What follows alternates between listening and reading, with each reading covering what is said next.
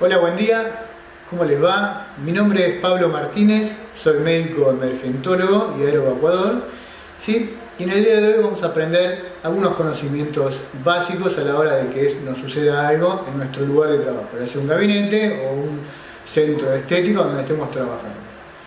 ¿A quién no le ha pasado o quién no ha tenido la oportunidad, ¿sí?, de encontrarse con alguna situación en la que, no sé, alguien se corta, se golpea la cabeza, se desmaya, se siente mareado, ¿sí? Hay un montón de cosas que pueden pasar y que al momento de actuar uno dice, ¿qué hago? ¿Sí?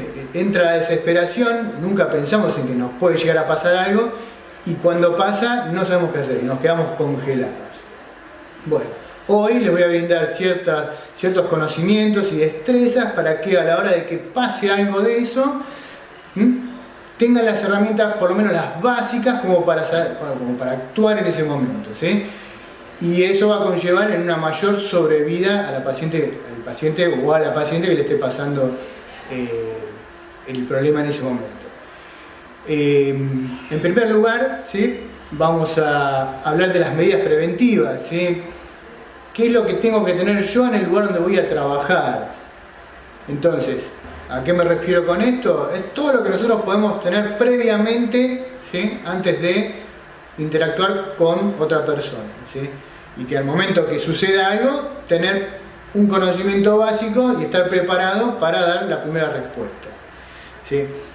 En principio lo que deberíamos hacer es hacer una buena anamnesis del paciente o el cliente con el cual vamos a interactuar, ¿sí? Y esto incluye antecedentes médicos, alergias, si el paciente está anticoagulado, si usa lentes de contacto, ¿sí? Todo lo que podamos recabar, ¿sí?, como para tener datos. Nos armamos una fichita, ¿sí?, y la fichita con nombre y apellido, ¿sí?, fecha, y ahí anotamos antecedentes personales.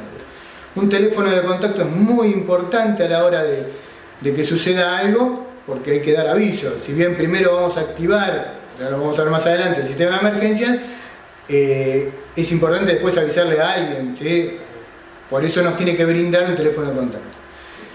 Y tenemos que contar con un botiquín de primeros auxilios, el cual después vamos a desarrollar, qué es lo que debería tener, básicamente, y el número de emergencia, ¿sí? Si estoy en capital, si estoy en provincia, si estoy en otra provincia, cada municipio y cada provincia tiene su sistema de emergencia público, ¿sí? El ejemplo, en capital tenemos el 107, ¿sí? Entonces, ese es el teléfono de emergencia que tiene que estar grande y hay una hoja bien llamativa porque tiene que estar visible. Podemos aparte contener en una heladera una bebida dulce, sal, son todas pequeños ítems, ¿sí?, que van a ayudar en base a lo que le voy a explicar después, ¿sí? Y un protocolo de activación de la emergencia, porque uno dice, uy, se desmayó o se siente mal o se cortó o lo que sea, y uno dice, ¿qué hago? Y bueno, no, arranquemos por acá, no, vamos por allá, ¿sí? Si tenemos un protocolo armado, paso 1 hacemos esto, paso 2, ¿sí?, todo es mucho más fácil y vuelvo a repetir, aumentamos la supervivencia de la paciente que está lesionada. Vamos a hablar del botiquín de primeros auxilios. El botiquín de primeros auxilios, si tenemos la cajita que dice la cruz roja marcada, ¿sí?, fenómeno, eso sería lo ideal. No porque tengamos el botiquín, sino porque no estoy yo o estoy yo ocupado con la paciente lesionada, ¿sí?, y tengo que decirle a otro, anda a buscar al botiquín. La famosa cruz roja grande en una caja de madera puesta, ejemplo, en la pared, es llamativa. Entonces la persona que sale a buscar, que no sabe dónde está, si bien uno le va a decir más o menos está en la cocina, está en el comedor, ¿sí?, o está en la recepción, la va a mirar así, va a ver una cruz roja y va a identificar el botiquín, ¿sí? Y este puede tener un montón de cosas adentro. Yo creo que lo básico que deberíamos tener son vendas, gasas, alcohol, agua oxigenada, como es el famoso Pervinox, ¿sí? El Pervinox debería ser la marca, pero bueno, es iodopovidona, guantes descartables, o sea, guantes de látex descartables, cinta adhesiva, ¿sí? Podemos tener curitas también, que eso ayuda, algodón, Podemos comprar solución fisiológica que se vende, es de venta libre en cualquier farmacia, ¿sí? Solución fisiológica, y algún analgésico como, no sé, ibuprofeno, paracetamol y esas cosas. Eso es lo básico que deberíamos tener en un botiquín. Lo ideal sería tener un botiquín con una cruz roja bien identificable, o sea, es una caja de madera que va a cumplir ese propósito. Pero si no tenemos eso, apelamos a nuestro ingenio, ¿sí? Podemos hacer una caja de zapatos, una caja de lo que ustedes quieran, ¿sí? La identificamos nosotros, la podemos marcar bien, buscamos una caja blanca, con marcador le trazamos una cruz roja y la dejamos en un lugar que va a estar siempre. Que yo sé que ahí va a estar siempre, al lado del número de emergencia, ¿sí? Siempre tiene que estar en el mismo lugar, no la tengo que ir cambiando de lado a lado, yo sé que pasa algo y yo voy ahí y está eso. Así que bueno, hincapié en las medidas preventivas. Mientras nosotros más preparados estemos para cualquier situación, más vamos a aumentar la sobrevida de lo que pueda pasarle a la persona que tuvo una lesión o un tipo de injuria, y con eso, bueno, vamos a ayudar inclusive más al sistema de emergencia, porque nosotros somos los que estamos ahí. Vamos a hablar ahora de lo que es la urgencia y la emergencia. Son dos conceptos diferentes, ¿sí? Se acompañan, pero uno entiende qué es urgencia, qué es emergencia. Para la gente es todo lo mismo, pero hay una diferencia, ¿sí? Cuando hablamos de urgencias, ¿sí? Son todas aquellas situaciones en que se requiere asistencia médica en un periodo reducido de tiempo, ¿sí? No podemos dilatarlo mucho. Te pasa algo, ¿sí? Y no podemos decir, bueno, andate mañana a la guardia. No. Si bien no requiere que la acción sea en el momento, pero sí en un periodo, un lapso reducido de tiempo, ¿sí? Ejemplo de esto, una crisis nerviosa, un cólico renal. Cuando hablo de cólico renal, hay diferentes grados. Un cólico renal leve, fiebre, dolor de oídos, dolor de cabeza, mareos, ¿sí? Todas esas cosas. Y cuando hablamos de emergencia, y acá viene la gran diferencia, ¿sí? Son aquellas situaciones en las que las decisiones médicas tienen que ser inmediatas. ¿Sí? ¿Por qué? Porque hay riesgo de vida de nuestro paciente, en nuestro caso el cliente que haya recibido una injuria en el lugar donde estamos trabajando, ¿sí? Entonces eso puede comprometer la vida, ¿sí? O el daño de algún órgano. Y esto puede ser la pérdida de conciencia, pérdida de sangre, pues un corte importante, ¿no? La dificultad respiratoria, el dolor de pecho, las convulsiones, ¿sí? Las quemaduras, la anafilaxia, hay un montón de cosas que van a encuadrar en que si yo no actúo rápido, ¿sí? Va a correr riesgo su vida, ¿sí? No podemos decir, bueno, anda mañana, no, tenemos que llamar al sistema de emergencia y activarlo, ¿sí? Porque requiere atención inmediata, ¿sí? Vamos a hablar del primer respondiente. ¿Quién es el primer respondiente? ¿Sí? ¿A qué llamamos primer respondiente? Es aquella persona que inicia el sistema de atención médica prehospitalaria. Nosotros prehospitalario hablamos que es fuera del hospital, hospitalario es dentro del hospital, ¿sí? Entonces, toda aquella persona que inicia el proceso de atención médica, ¿sí? Prehospitalaria en la escena, Y no necesariamente tiene que ser personal médico, puede ser cualquier persona, ¿sí? Vengo caminando por la calle y de repente la persona que cruzaba delante mío se desvaneció, cayó, sí, yo soy el primer respondiente, yo soy el que activo el sistema de emergencia. Y es fundamental, y al tener algunas herramientas con las que le voy a dar, ¿sí? Va a aumentar las chances de sobrevida, nuevamente repito, ¿sí? Lo repito muchas veces porque es una cosa que hay que fijarse en la cabeza. Si yo hago algo, voy a aumentar la sobrevida de la persona que tiene la lesión. ¿Y qué funciones tiene? ¿Sí? Las funciones del primer respondiente consisten en evaluar la escena, ¿sí? Describir los hechos, activar el sistema de emergencia, ¿sí? En todo caso el sistema de seguridad pública, hablando en general. Acá ya salgo de lo que es el gabinete, hablo en general porque es un dato que le sirve a todas las personas, ¿sí? Y dar los primeros auxilios, ¿sí? A la víctima, que es lo que yo les voy a enseñar. Y es importante la labor del primer respondiente, ¿sí? Porque de nada servirá. Si el primer respondiente no hace bien lo que tiene que hacer, la cadena de supervivencia, o sea, el segundo respondiente, que es el sistema de ambulancia, y el tercer respondiente, que es el hospital, ¿sí? Va a trabajar pero sobre algo más deteriorado, ¿sí? Si uno sabe cómo proceder en una primera instancia, después todo desencadena, ¿sí? En que haya una mejor atención. ¿Por qué? Porque los primeros minutos son cruciales. ¿Y cómo activo el sistema de emergencia? ¿Qué es eso? ¿Sí? Hay que llamar a un número. Si yo estoy en mi gabinete, sucedió algo y tengo que llamar al sistema de emergencia. Si yo estoy solo, ¿sí? Lo primero que tengo que hacer es activar el sistema de emergencia. No puedo, uy, ¿qué te pasó? Te atiendo, que esto, que lo otro, así. Tengo que activar el sistema de emergencia. Me voy a hablar por teléfono y llamo al 107 o a quien sea, ¿sí? Tenemos que actuar, por eso hablamos del protocolo inicialmente, ¿sí? Llamo al sistema de emergencia, entonces, ¿dónde está el número? Lo activo primero. Si estoy con otra persona, yo me puedo quedar con la persona lesionada, ¿sí? Y le digo a la otra persona, vos, ¿sí? No le digo, che, activa el sistema de emergencia. No, lo que tengo que decirle es, vos, ¿cómo te llamás? Me llamo Ángela, ¿sí? Activa el sistema de emergencia, llama al 107, ¿sí? Allá está el teléfono. ¿Por qué recalco esto? Porque no es, inclusive, Ángela llama al sistema de emergencia, y si ella no sabe cuál es el número, ¿sí? Entonces uno le dice y le da la responsabilidad, ¿sí? Vos, Ángela, ¿sí? Activá el sistema de emergencia, llama al 107.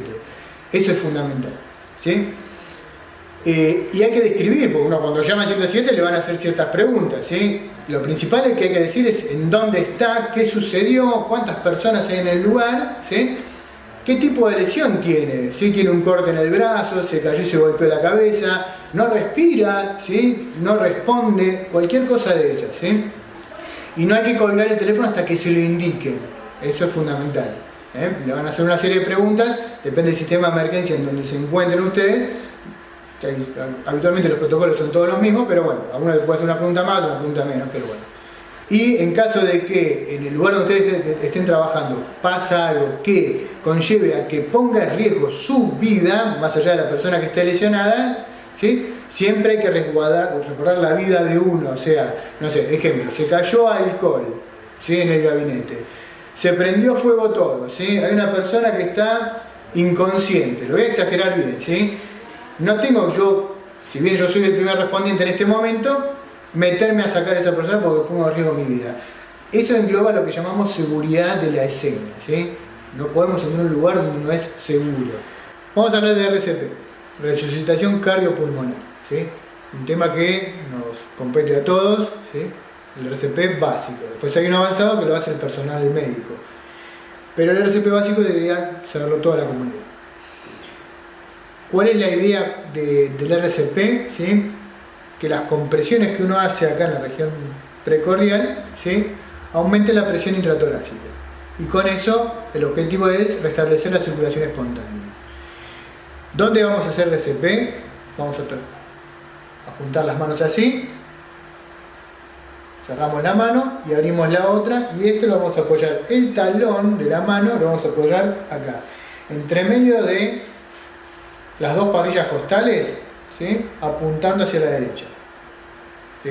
En el caso de que uno esté del lado izquierdo, pero normalmente nos ponemos del lado derecho. Nosotros los médicos siempre en el RCP nos ponemos del lado derecho, pero bueno, eso es eventual. La idea es hacerlo en esta zona, ¿sí? Con el talón de la mano, con las dos manos. Los brazos, ahí se ve bien ahí, tienen que estar rectos, ¿sí? Yo no puedo estar haciendo esto, no sirve de nada. La posición es con los brazos bien extendidos y hacemos este movimiento, ¿sí? Ahora lo vamos a ver cuando lo practiquemos con el torso, ¿sí? Se lo voy a mostrar bien. Y hay que hacer entre 100 y 120 compresiones por minuto. Antes se hacían 30 compresiones y 2 ventilaciones, o sea, 2 respiraciones, pero está comprobado de que las compresiones aumentan la sobrevida, ¿sí? Mientras menos interrupciones tengamos en las compresiones, más chances de sobrevida tiene la persona que está con el paro cardíaco en esta instancia, ¿no? Entonces, el tema de la ventilación, cuando venga el personal sanitario, se va a encargar de ese tema por otro lado, ¿sí? Además de seguir haciendo RCP avanzado. Y las compresiones tienen que ser, ¿sí? no menos de 5 centímetros de profundidad y no más de 6. O sea, cuando usted comprime no tiene que ser ni menos de 5 ni más de 6. La idea es que uno presione y descomprima. Si uno hace esto ahí, nunca deja la relajación y por ende el llenado del corazón a través de sangre. Si nosotros la idea es que se restablezca la circulación espontánea, el corazón es una bomba que se contrae y se dilata, se vacía y se llena. Siempre en contacto con el paciente, una buena descompresión, una buena compresión, y así.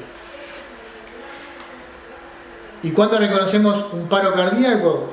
Toda persona, ¿sí?, que está inconsciente, con una respiración ausente o anormal, hay que iniciar el RCP sí o sí.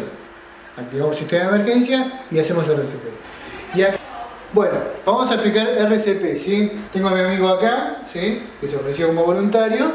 Lo que vamos a buscar, si ven acá, estas son las dos parrillas costales. Este angulito que está acá por arriba, buscamos mano ahí y apoyamos talón, ¿sí? Y fíjense que adopto, me paro un poco de rodillas en una superficie firme, ¿sí?, y mis brazos están totalmente extendidos, ¿sí?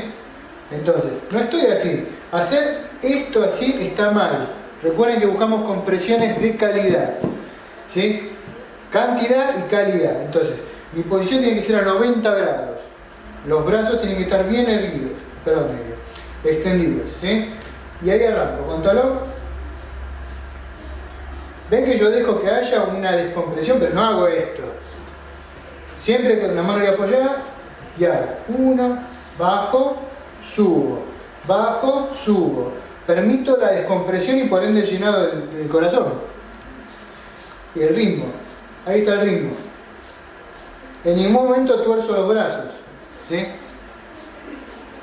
Ah, che, ¿podés ir a buscar tal cosa? ¿Qué esto? No, yo no tengo que cortar. Puedo hablar tranquilamente lo que necesite mientras estoy haciendo el masaje, ¿eh? Por eso es importantísimo que no dejen de comprimir, son fundamentales. Vamos a aumentar la vida de nuestro amigo acá, la sobrevida, y es importantísimo que no dejen de hacer compresiones. ¿Hicieron compresiones? ¿Llegaron a las 100? ¿Y qué hacemos? Cambio, viene otro y sigue haciendo otro, ¿sí? Continuamente, porque otra opción no tenemos. Estamos esperando el sistema de emergencia que venga a hacer RCP avanzado.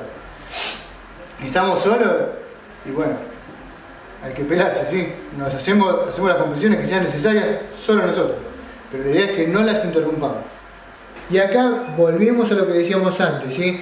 Cuando pasa algo, nosotros tenemos un morbo de que nos encanta mirar a todos. A todos nos gusta mirar, pero a nadie le gusta hacer nada. Entonces, cuando hablaba de asignar la función de activar el sistema de emergencia a alguien, es que si yo estoy ahí y hay un paro, yo reconozco que hay un paro cardíaco y necesito iniciar el RCP y necesito activar el sistema de emergencia, habitualmente no estoy solo. Si estoy solo ya sabemos cómo hacer, pero si no estoy solo es decirle, vos, señalarlo. Uno cuando lo señala le da la responsabilidad. Porque si usted grita, que alguien active el sistema de emergencia, de los 10 que están por ahí, 8 rajaron, ¿sí? Porque pánico, llámenlo como quieran, ¿sí? No quieren tomar responsabilidad inconscientemente, ¿sí? Es algo que lo vemos siempre eso.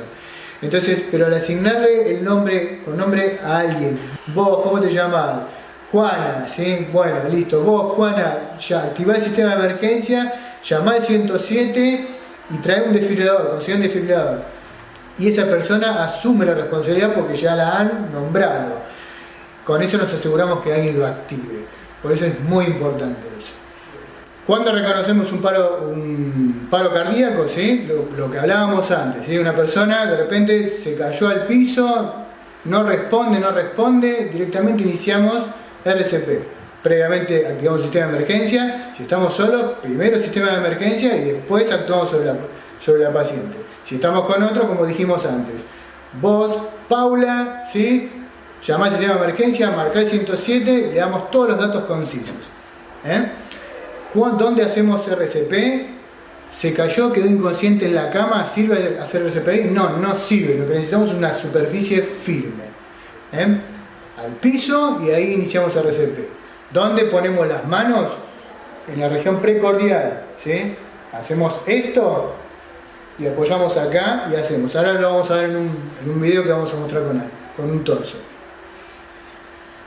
Y cuando empezar, como dijimos antes, alguien queda inconsciente en el piso, no responde, uno lo llama, no responde, iniciamos RCP. Llamamos a alguien para que active el sistema de emergencia si no lo hacemos nosotros. Y ahí tenés la cadena de supervivencia, uno hace el llamado, las compresiones, viene el sistema de emergencia. Si contamos con un DEA, un desfibrilador automático, ¿sí? Lo podemos usar, es de fácil uso, está en español, es un aparatito que en algunos lugares suele estar y tienen acceso público. Sacan, una vez que lo encienden, hay una persona que los guía de cómo hacerlo, dónde poner los parches, todo le va a explicar. Eso va a aumentar la supervivencia de la persona que está afectada. Entonces, llamado, compresiones, si hay un desfibrilador lo usamos, ¿sí? Llega la ambulancia, ¿sí? Y va al hospital el paciente. Esa es la cadena de supervivencia. Lo que conocemos como cadena de supervivencia prehospitalaria, o sea, fuera del hospital, es una serie de eslabones, esquemático, ¿no? Para que la gente entienda, donde el primer eslabón es el llamado, es la activación del sistema de emergencia, el segundo eslabón es el masaje cardíaco, o sea, iniciar el RCP. El tercer eslabón es el uso del desfibrilador automático, ahora les voy a hablar de eso. El cuarto, llega el sistema de emergencias al lugar y pasa a hacerse cargo de la situación, ¿sí? Da asistencia prehospitalaria, y el último eslabón es el hospital, la llegada al hospital. El uso del desfibrilador automático, o DEA por las siglas. ¿Qué tienen que tener en cuenta de esto? Lo que vamos a tener en cuenta es que se enciende en cuanto se va a usar. Es un aparatito chiquito de este tamaño, hay diferentes, ¿sí? Tiene una voz que lo va a ir guiando, es en español, ¿sí? Y nosotros, cuando iniciamos RCP, ¿sí? Pedimos que nos consigan un desfibrilador. O sea, no es que buscamos el desfibrilador y nos quedamos así esperando hasta que traigan el desfibrilador y ahí iniciamos el masaje. No. Lo más importante acá son las compresiones de buena calidad. Compresiones de buena calidad, ¿sí? Mientras viene el desfibrilador automático, nosotros estamos haciendo compresiones, si somos dos. Obviamente, si hay uno solo, ¿sí? Lo que hago es activar el sistema de emergencia y hacer compresiones. Ya el desfibrilador no tiene sentido, porque la idea es que no se corten las compresiones. Está comprobado que aumenta la sobrevida. Mientras menos pausas tengamos, más aumentamos la sobrevida. Entonces, si estamos dos, fenómeno. Uno va a buscar el desfibrilador mientras otro hace las compresiones. Entonces, ¿qué quiere decir esto? Que el uso del desfibrilador no pospone las compresiones. Tiene dos parches grandes, ¿sí? Ahí, como se ve en una de las fotos, tiene dos parches grandes. Uno va colocado acá, otro acá, ahí les va a mostrar, ¿sí? Está totalmente señalizado, tiene el número 1 en donde va, número 2 en donde va. Una vez que se acciona, se prende, se enciende, no piensen que porque aprieten el botón para encenderlo va a liberar la descarga, no.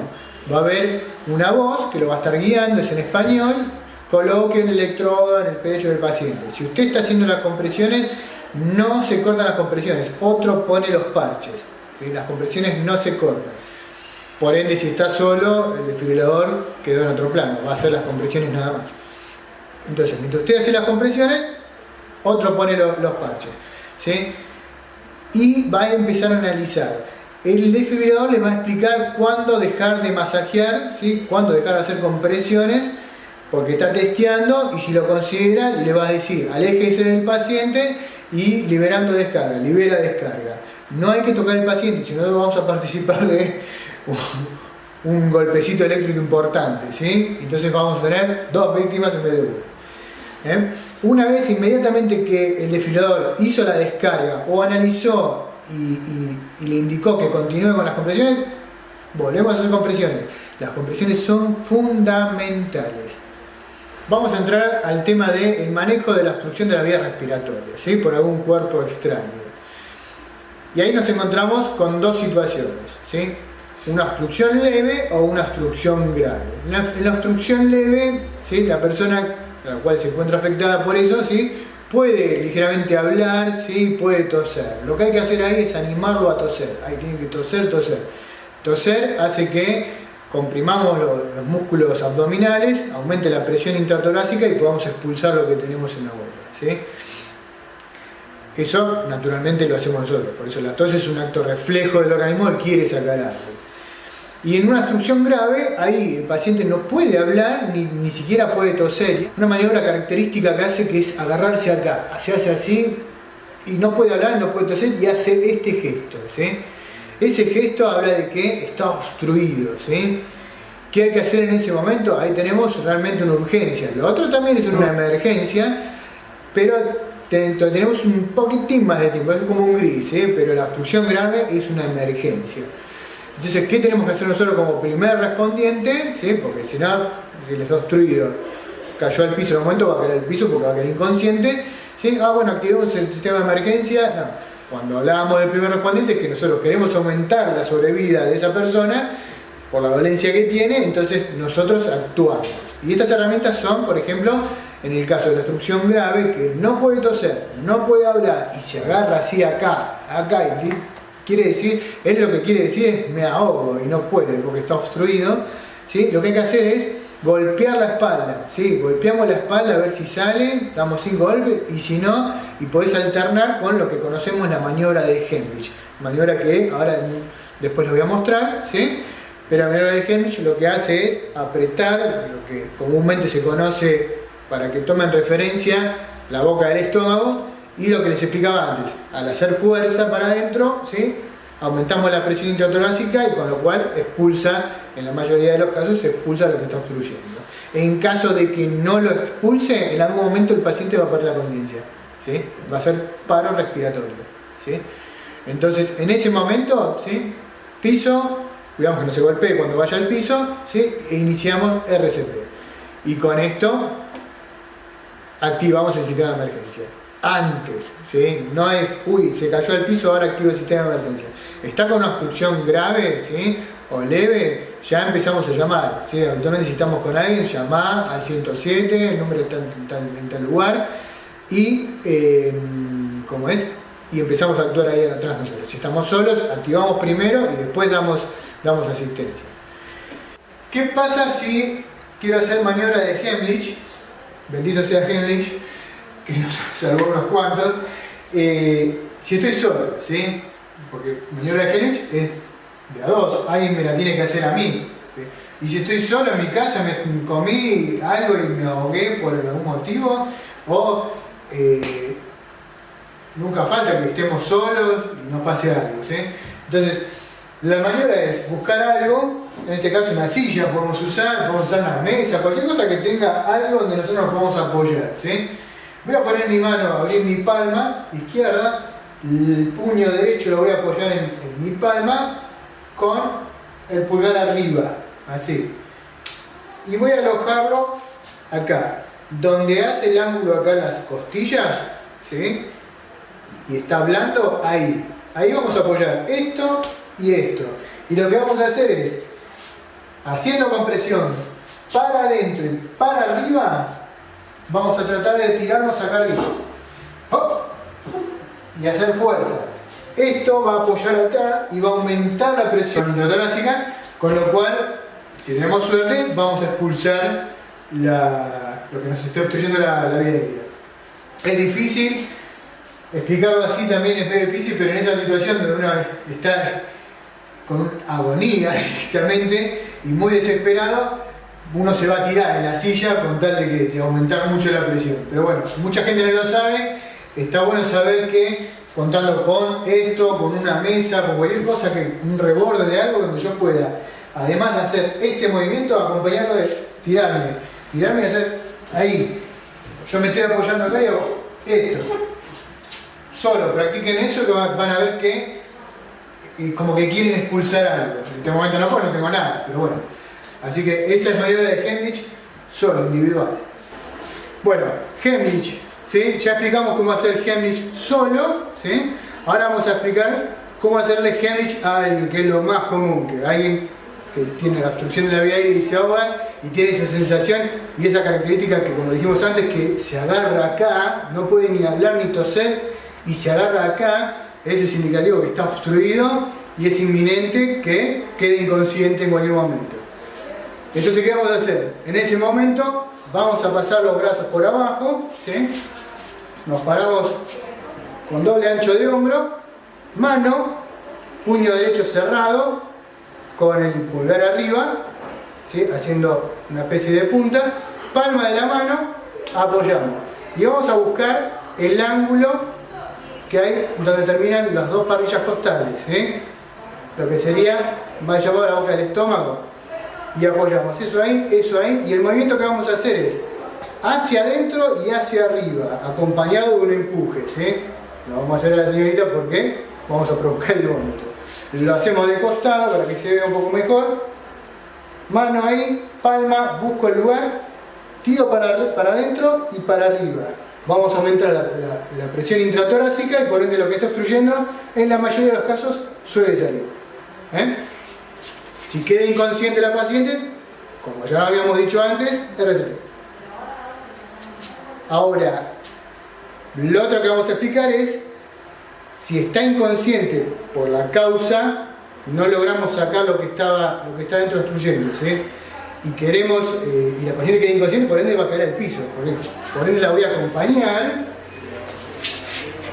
para evitar otro trauma, ¿sí? Y lo que voy a hacer es, me voy a sentar de esta manera ahí, ¿sí? Abro la pierna así se ve un poquito mejor. La idea es que no esté montado arriba, ¿sí? Y voy a agarrar acá, donde está el angulito, voy a poner mis pulgares y voy a presionar para arriba. Y presionamos para arriba, ¿sí? Bueno, maniobra de Heimlich en una persona que está embarazada, ¿sí? El terror de todo. Todos, no, está embarazada, no toqué nada, no. Podemos hacer cosas, podemos hacer un montón de cosas, ¿sí? Maniobra de Heimlich. Este es el útero, ¿sí? Nosotros el útero lo podemos mover para un costado, para el otro, bajarlo un poquito, ¿sí? No podemos hacer esto, no es un movimiento brusco, pero podemos correr, ¿sí? Entonces, ¿qué hacemos? Buscamos abajo, ¿sí? Abajo ahí, ¿se ve? Donde terminan las costillas, está el angulito ese que les expliqué antes. Vamos a bajar un poquito el útero, ¿sí? Con cuidado, sin alarmarse, no vamos a dañar nada, ¿sí? Pero sí necesito bajarlo un poquito y hacer la maniobra. Ahí se ve. Bien, ¿sí? Obviamente ustedes piensen que tal vez por no hacer esto y no perjudicar al bebé, la mamá se nos muere, por ende se muere el bebé también, ¿sí? Hay que salvar a la madre para que él esté bien. Hay una situación especial en la cual nos alarmamos todos, ¿sí? Es en el caso de la persona que está embarazada, ¿sí? La señora embarazada tiene un montón de cambios fisiológicos y hormonales, hay un aumento del volumen cardíaco porque está gestando, ¿sí? Está en los primeros meses, no se nota mucho, pero cuando tiene una panza importante uno se asusta más y dice, ¿qué pasa si yo tengo que hacer posición lateral de seguridad, si tengo que hacer RCP, si tengo que hacer maniobra de Heimlich? Bueno, sepan que se puede hacer todo, ¿sí? Con ciertos recaudos y ciertas precauciones. Entonces, cuando hablamos de la posición lateral de seguridad, ¿sí? Con eso no habría problema porque el útero queda lateralizado, ¿sí? Después van a ver en el video cómo es la maniobra. Lo que sí, cuando nosotros necesitamos hacer RCP a una persona que está embarazada, lo que tenemos que hacer es, tenemos dos chances, ¿sí? Podemos poner una cuña abajo o sea, la paciente está boca arriba en el piso, ¿sí? Ponemos una cuña por debajo en diagonal, entonces va a quedar lateralizada. ¿Cuál es la idea? Lateralizar el útero hacia la izquierda, ¿sí? ¿Para qué? Para liberar los grandes vasos. Hay dos grandes vasos, la arteria, la aorta, ¿sí?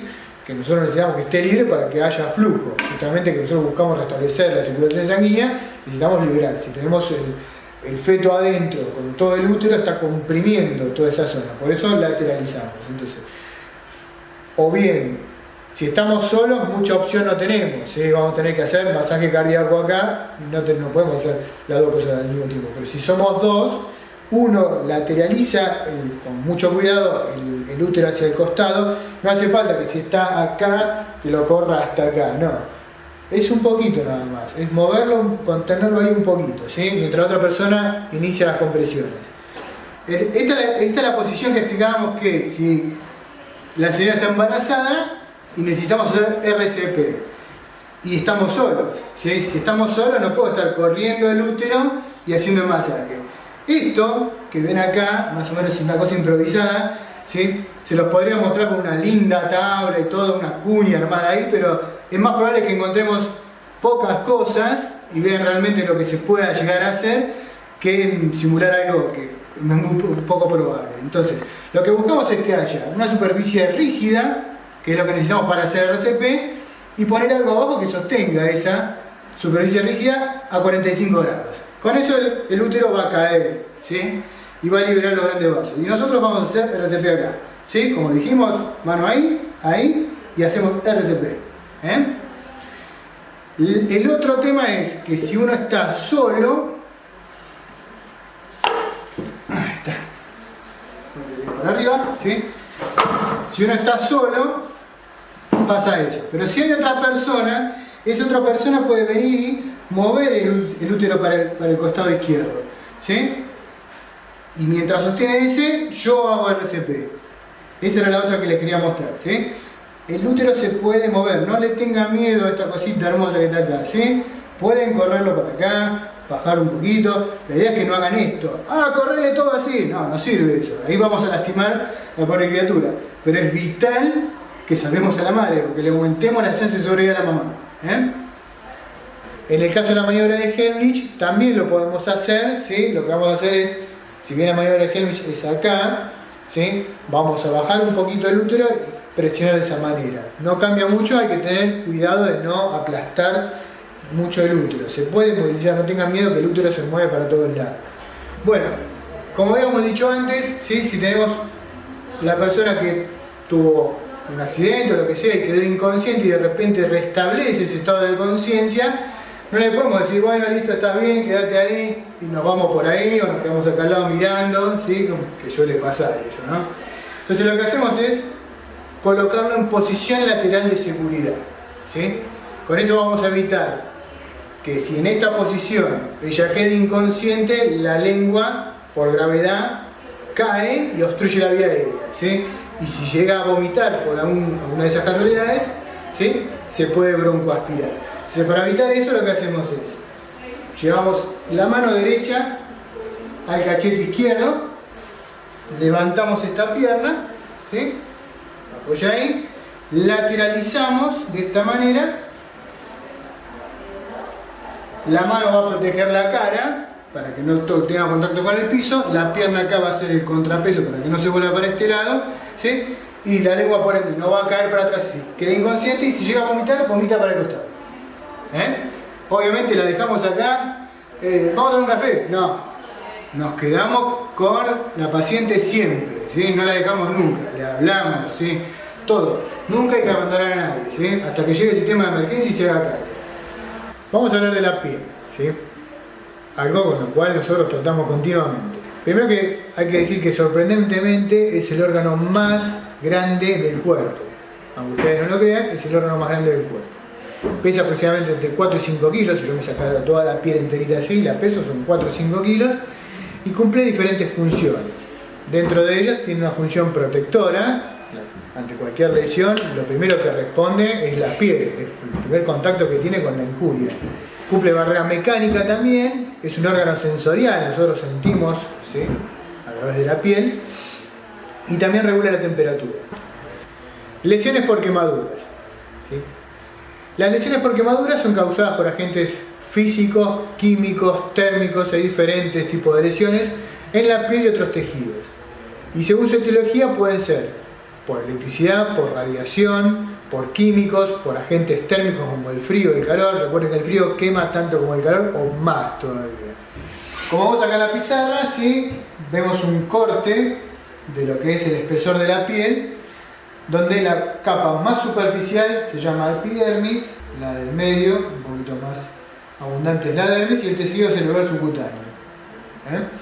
Cuando hablamos de las quemaduras, tenemos diferentes grados, primero, segundo y tercer grado, o técnicamente también se se habla de quemaduras tipo A, B y B.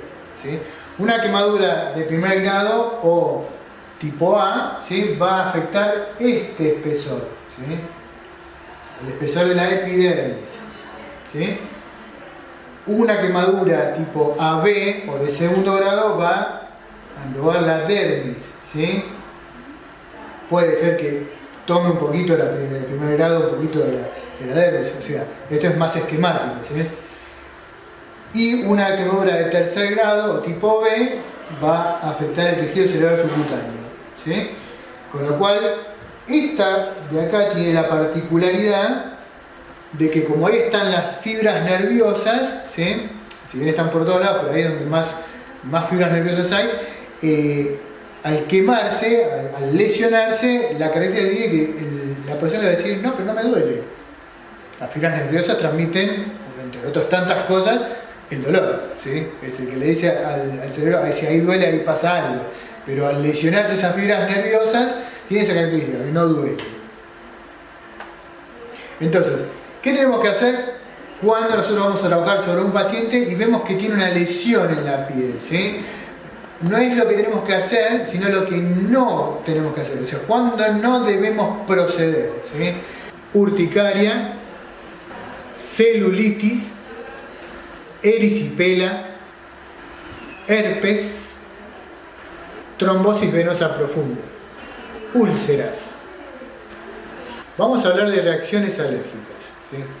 ¿Qué es una reacción alérgica? Una reacción alérgica es una respuesta inmunitaria de nuestro organismo ante la aparición de un alérgeno.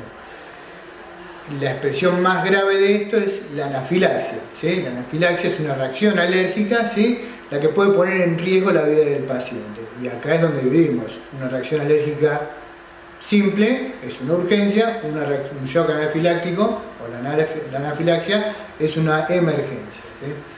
Puede ocurrir en minutos o en segundos, ¿sí?, y lo que provoca es que el sistema inmunitario libera una avalancha de sustancias, ¿sí?, que puede provocar que el cuerpo entre en estado de shock. ¿Sí?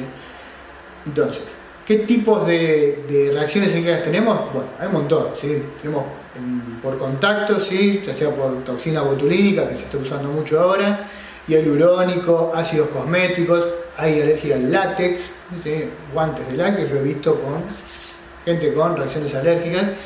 Por inhalación va a producir un broncoespasmo, ¿sí?, eso es a nivel respiratorio, le va a decir, me cuesta respirar. A los alimentos, ¿sí?, a los medicamentos, hay un montón de medicamentos, por eso cuando uno hace la anamnesis, ¿sí?, y hace esa fichita de cada paciente que tenemos, ¿sí?, alérgico a algo, es la pregunta que hay que hacer. ¿Sí? Yo soy alérgico a la penicilina, yo soy alérgico al látex, yo soy alérgico al Pervinox. ¿Sí? Hay un montón de tipos de alergia. Y hay gente que cree que no es alérgica a nada y de repente desarrolla una alergia. Es probable. A la picadura de insectos, sí, y la expresión máxima es el shock anafiláctico, que es una emergencia. ¿Qué síntomas tenemos? Podemos tener reacciones cutáneas, ¿sí?, como urticaria, prurito. Prurito nosotros le llamamos a lo que es, ese es el nombre técnico, es picazón. Me pica, eso es prurito para nosotros. ¿Sí? La piel pálida, enrojecida, puede haber hipotensión arterial, se empieza a estar más débil, hay dificultad respiratoria. Estas son todas cosas que van avanzando, y se va poniendo más dificultoso todo. ¿Sí? La reacción alérgica va avanzando y hasta llegar al shock anafiláctico. No en todos los casos lo hace, hay veces que la hace localizada y queda ahí, y hay otras veces que avanza. ¿Sí? Podemos escuchar cambios en el tono de la voz, ¿sí?, porque se empieza acá a inflamar, ¿sí?, compromete la glotis, con lo cual se inflama, empieza a cambiar la voz, aumenta el tamaño de la lengua también, ¿sí?, se inflama el cuello, taquicardia, porque uno quiere compensar. ¿Sí? Entonces, ¿qué hacemos ahí? Lo que hacemos es, primero, retirar a lo que estuvo expuesto. ¿Sí? No es que, le pasé algo, se lo voy a limpiar. Si está haciendo una reacción anafiláctica, a lo cual llamamos la emergencia, primero activamos el sistema de emergencia. ¿Sí? Si está haciendo una reacción localizada, que puede avanzar si se deja en el tiempo a una reacción anafiláctica, ¿sí?, retiramos la persona del alergeno, no sé, algo que largó olor y entró por vía respiratoria, ¿sí?, retiramos siempre lo que está causando y activamos el sistema de emergencia igualmente, porque no sabemos eso que está localizado o que está muy difuso si puede avanzar o no. Heridas punzocortantes, ¿sí? ¿A qué me refiero con esto? ¿Sí?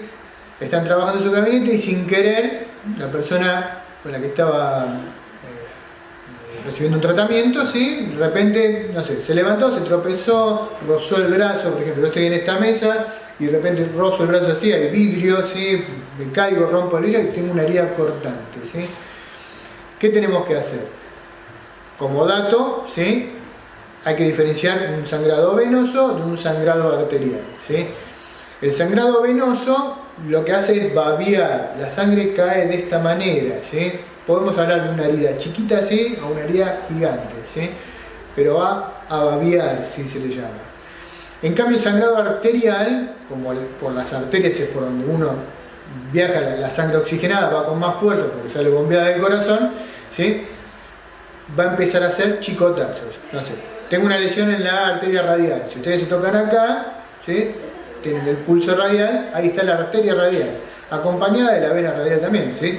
Pero ¿qué pasa? Yo lesiono la arteria radial, la característica que va a tener es que va a salir así, tin, tin, ¿sí? Como si estuviese al ritmo de las pulsaciones, aumenta el chorro y baja, aumenta el chorro y baja.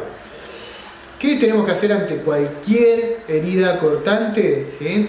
Compresión, ¿sí? Hablábamos de la herida acá en la arteria radial, yo simplemente tengo que poner el dedo y comprimir. El sistema de coagulación de nuestro, como es de nuestro organismo, va a responder, ¿sí? Formando un coágulo y haciendo el tapón. Por eso volvemos a lo que decíamos antes, anamnesis, ¿sí? Si el paciente dice estoy anticoagulado, ojo, ¿sí? Porque lo que nosotros pensamos que se soluciona como cualquier persona normal va a costar más en esa persona anticoagulada.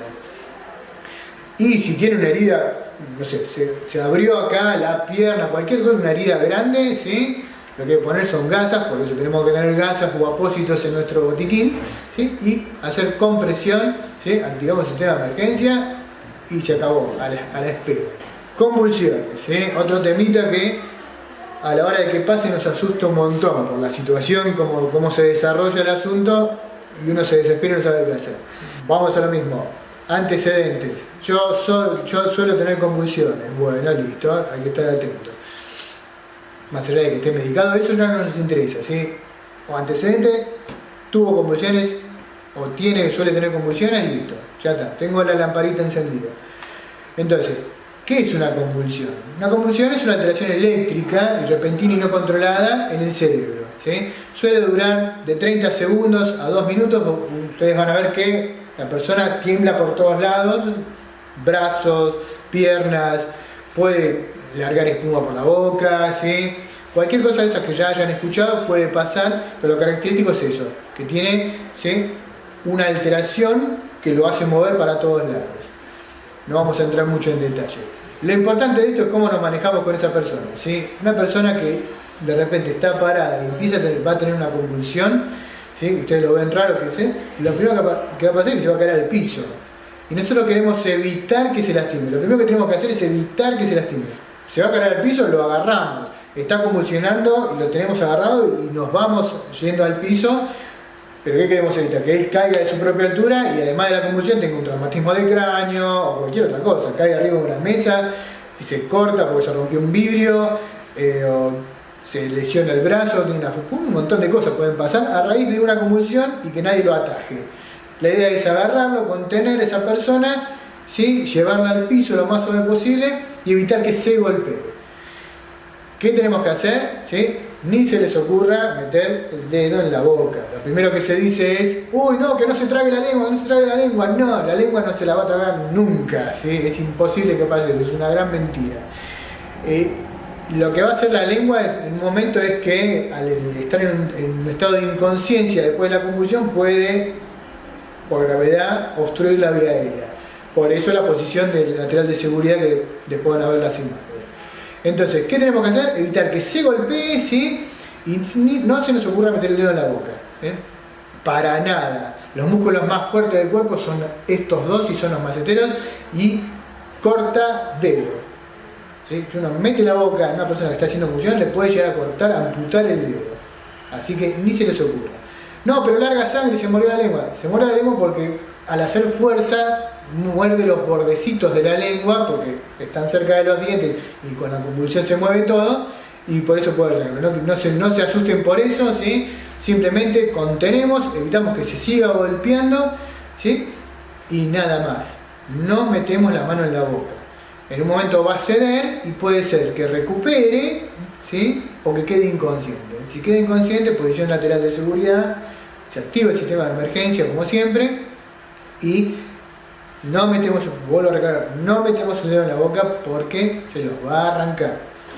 Les voy a enseñar cómo reconocer un ACV, ¿sí? Un accidente cerebrovascular, stroke también se lo suele llamar así, ¿sí? Pero bueno, el famoso ACV. No quiero que diagnostiquen un ACV, lo que quiero es que reconozcan, ¿sí? Que puede existir la posibilidad de que esté haciendo eso y en base a eso activar el sistema de emergencia y nuevamente aumentar la sobrevivencia. Entonces, ¿qué es un accidente cerebrovascular? ¿Sí? Es un déficit, ¿sí? Neurológico de aparición brusca producido por la súbita pérdida de interrupción del aporte sanguíneo en una región del cerebro, ¿sí? No llega sangre a un sector del cerebro, por el motivo que sea, que después se va a dilucidar, ¿sí? Entonces se produce una isquemia y ahí aparecen los síntomas. ¿Y qué son estos síntomas que pueden aparecer?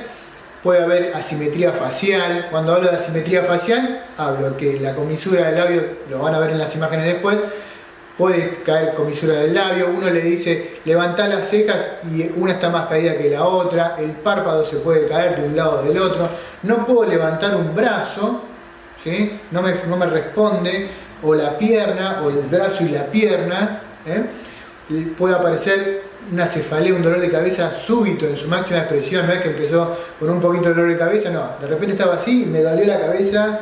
Si yo te pongo un número del 1 al 10 y le pongo 8, 9, 10, eso es súbito. ¿Sí? Puede haber un estado de confusión, de repente empieza a estar confundido, ¿dónde estoy? No sé, o empieza a hablar de incoherencias, también, ojo con eso. Puede estar desorientado, si le llegas a preguntar ¿dónde estás? No sé, o te dice cualquier cosa. Estamos acá en un gabinete y de repente te dice no, estoy en España. Algo está pasando ahí arriba, ¿sí? Y lo otro que podemos llegar a encontrar es un problema en el lenguaje, ¿sí? La persona empieza a hablar y quiere hablar, vos la ves normalmente como gesticula los labios y demás cosas, habla pero no se entiende lo que dice, ¿sí? Nosotros tenemos una frase, ¿sí? Que dice el ratón rompió la ropa del rey de Roma, le podemos pedir que diga lo que quiera, que lo va a decir y va a estar dificultado, o sea, lo que le llamamos técnicamente disartria, ¿sí? Es eso, un trastorno en el habla. Va a querer decir algo, él está consciente de lo que quiere decir, pero no le sale, ¿sí? Bueno, vamos a hablar ahora de traumatismo del cráneo. ¿Qué es el traumatismo del cráneo? Técnicamente nosotros le llamamos TEC, ¿sí? Traumatismo del cráneo, ¿sí? Es una lesión física o deterioro funcional del contenido del cráneo, en este caso el cerebro, ¿sí? Debido a un intercambio brusco de energía. Pasando en limpio, ¿sí? Me golpeo la cabeza con algo. Entonces ahí la pregunta es, si uno está con esa persona y vio que se golpeó la cabeza, ¿sí?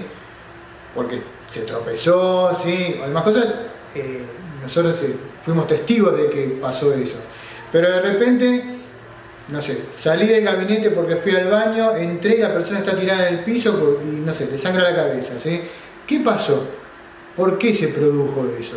Es la pregunta del millón, ¿sí? Entonces, no sabemos, porque puede ser, como daba el ejemplo anterior, que uno ve y atestigua eso, o la persona viene y te dice, me golpeé la cabeza, la primera pregunta que hay que hacer, ¿te acordás de todo? ¿No perdiste la conciencia? ¿Sí? Pero si está tirado en el piso, más allá de que pase a ser una emergencia y hacer todo lo que hablamos antes, ¿sí?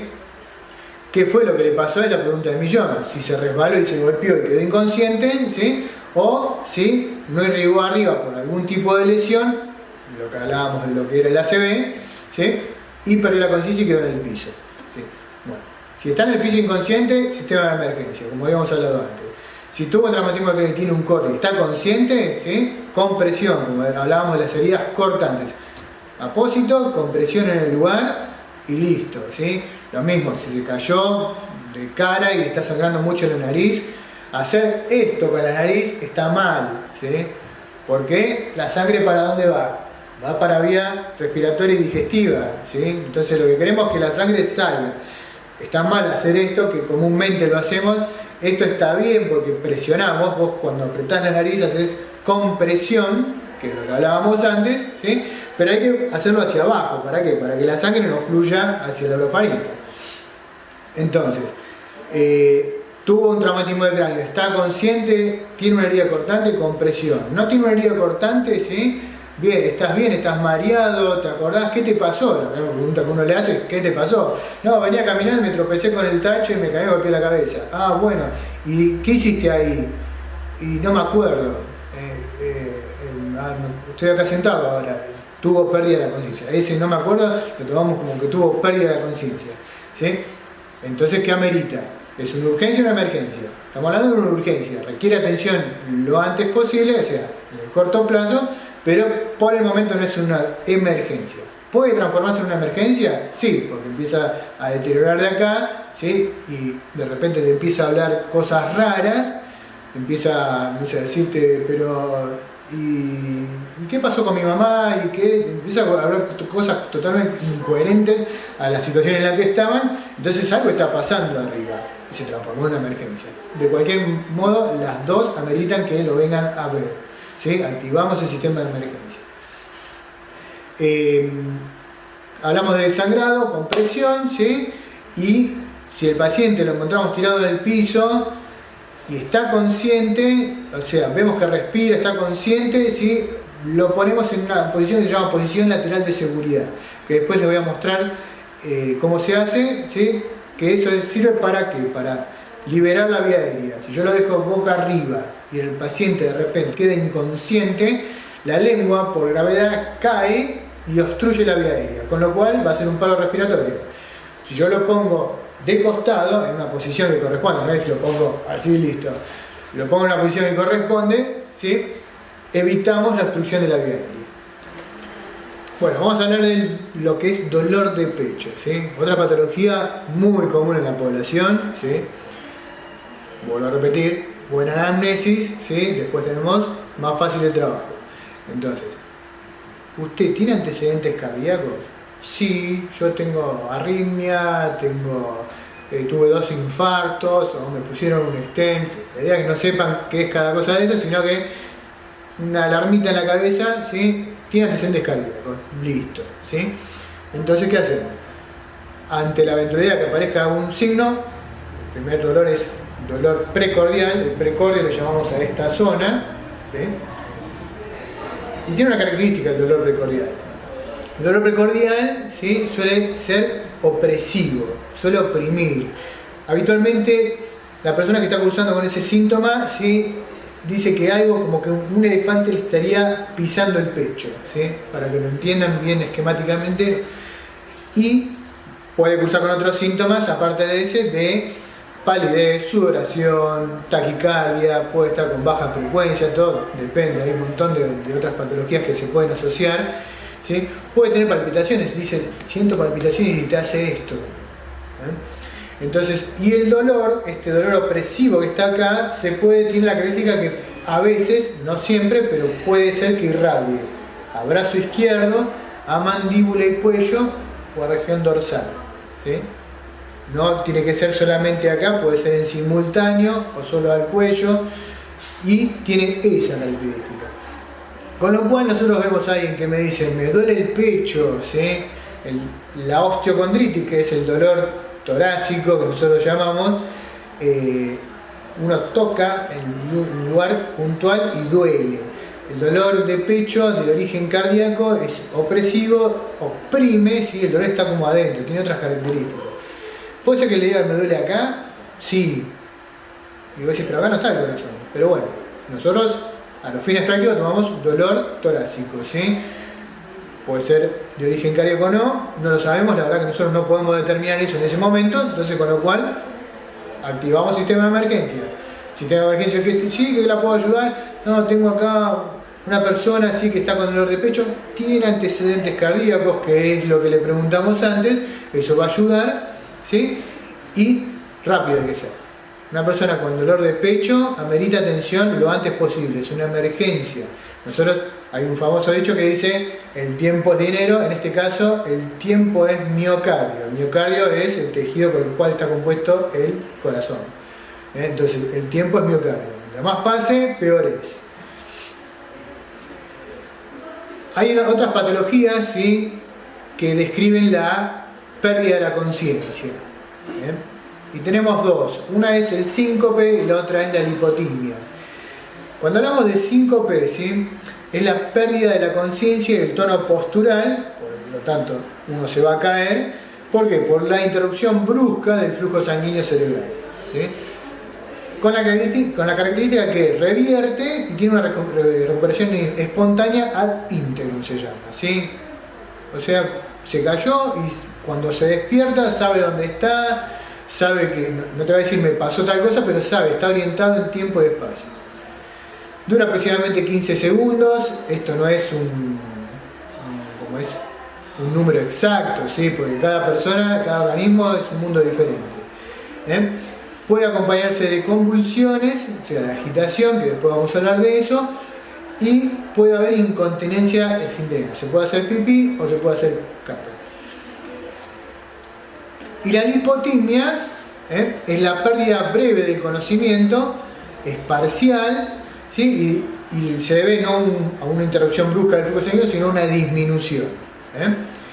Puede acompañarse de una sensación, es particular de cada paciente, que sienta como que se viene algo, ¿sí? Es como que va avisando que va a aparecer esa lipotimia.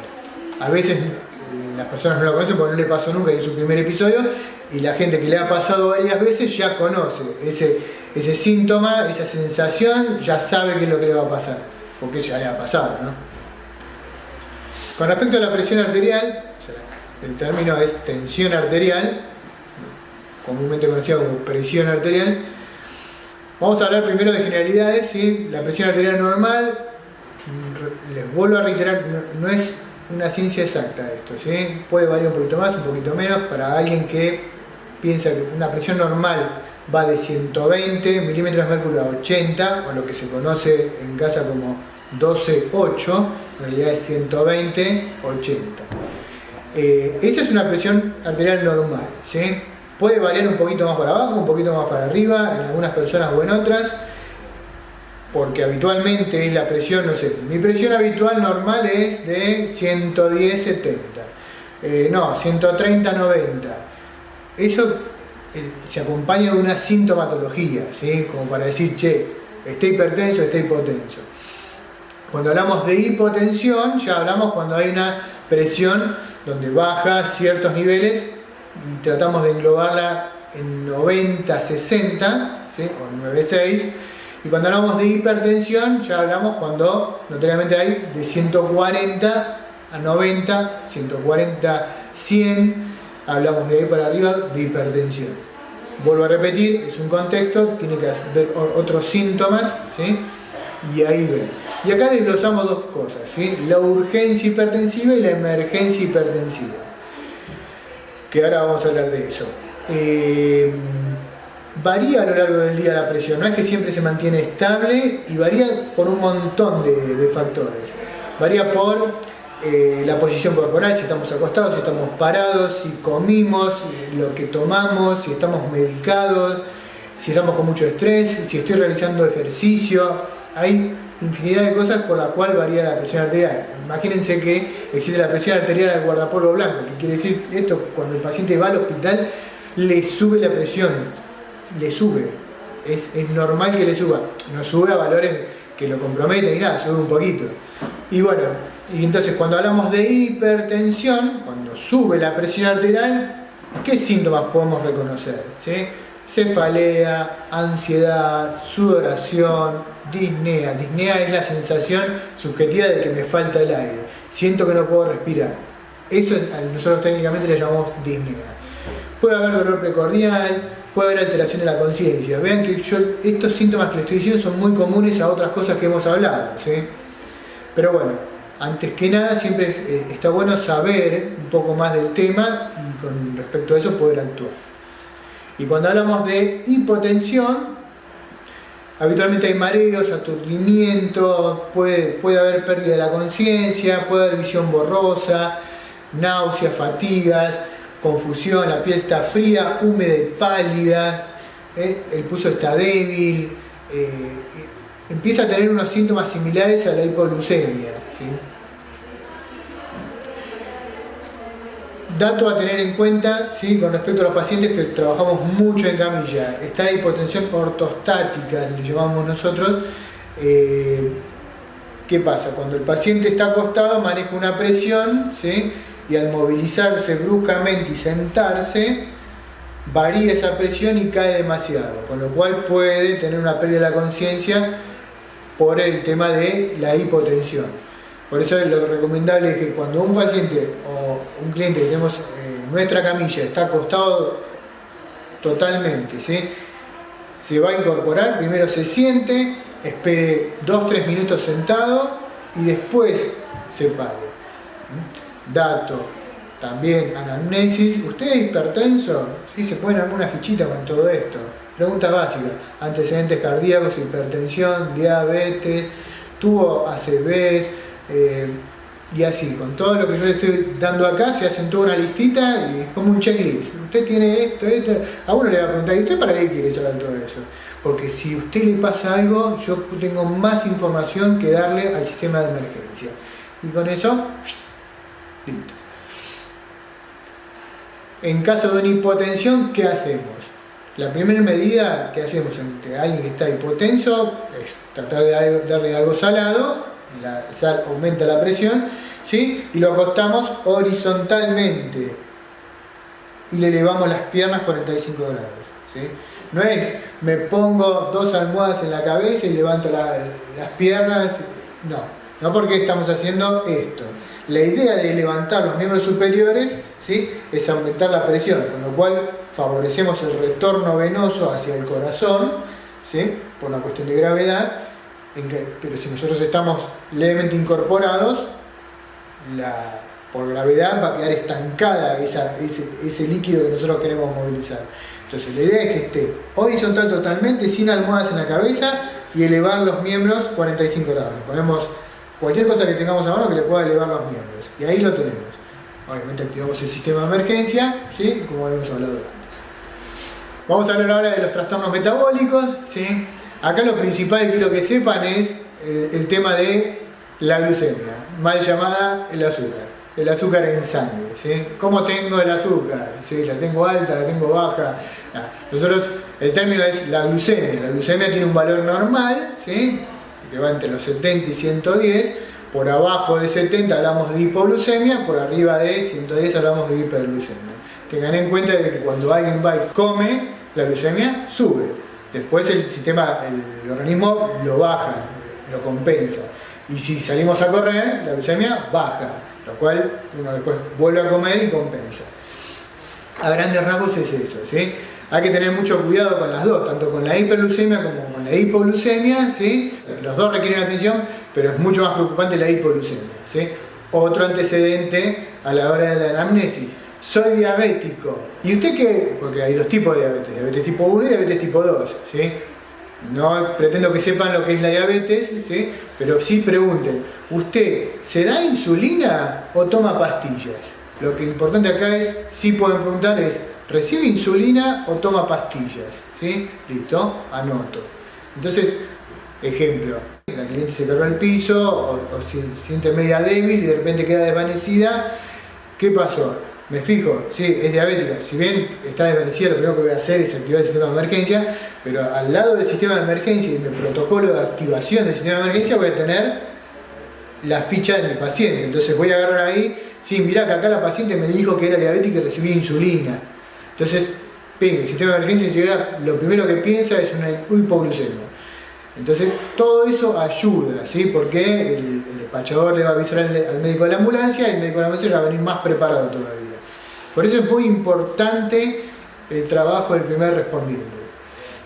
Los síntomas que vamos a ver en caso de una hiperglucemia o una hipoglucemia, ¿sí?, son diferentes. Algunos son medio parecidos, pero algunas diferencias hay, ¿sí? En caso de la hipoglucemia, vamos a tener un trastorno en la conciencia, ¿sí?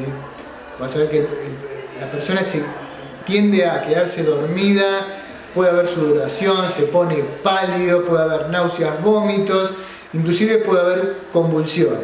Pero lo más común que se suele ver es que se apaga, ¿sí? Se queda quietito así y se queda como dormido. Y uno lo llama y no responde, pero tiene todavía algo ahí que no logramos ponerlo en ese término, pero no responde, ¿sí? Emergencia. Activamos el sistema de emergencia, ¿sí? Y si suponemos que puede llegar a ser una hipoglucemia, ¿sí? Y el paciente nos dice, yo soy diabético, me fijo, ¿sí? Si todavía está algo consciente, le podemos dar una bebida. Hay diferentes grados de hipoglucemia, ¿sí? La expresión máxima que yo les hablaba era que se queda dormido, ¿sí? Pero pasa por etapas, ¿sí? En 70, en 60, en 50, con eso va a ir deteriorando. Obviamente le va a decir, no me siento bien, me siento débil, estoy medio confundida, ¿sí? Bueno, ahí le podemos dar algo dulce. Siempre que suponemos que hay una hipoglucemia, le damos algo dulce. Con eso va a subir la glucemia. En caso de una hiperglucemia, también vamos a tener trastornos en la conciencia, puede haber calor, ¿sí? Le puede llegar a referir que tiene muchas ganas de hacer pis o que tiene mucha sed. Sacando el contexto, ¿no? Si hace 40 grados de calor y te dice tengo mucha sed, no quiere decir que estés una hiperglucemia. Todo va en un contexto. El paciente me dijo que era diabético, que tomaba pastillas para diabetes, ¿sí? De repente se siente raro, no se siente bien, siente mucho calor, tengo mucha sed, tengo ganas de ir al baño, hacer pis, Entonces la expresión máxima es la excitación psicomotriz. Pero bueno, cualquiera de las dos, siempre activamos el sistema de emergencia. Como les dije en la hipoglucemia, en la hiperglucemia también hay grados, no es que arranca de lo peor. Va creciendo, ¿sí? Y va a decir, los síntomas van siendo paulatinamente en aumento. Con lo cual, ¿qué pasa? ¿Tienen hiperglucemia? ¿Sospechamos de hiperglucemia? Lo primero que tenemos que hacer, que podemos hacer nosotros como primer respondiente, mientras todavía esté consciente, es darle agua. A eso le damos mucha agua, que tome agua y agua. Con eso va a bajar la hiperglucemia, ¿sí? Entonces, como les decíamos antes, ¿sí? ¿Qué hacemos en cualquiera de las dos cosas? Activamos el sistema de emergencia, ¿sí? Evaluamos si le podemos dar algo dulce o agua, ¿sí? Y vuelvo a repetir, en la anamnesis es fundamental que recabemos todos los datos que podamos antes de empezar a interactuar con el paciente.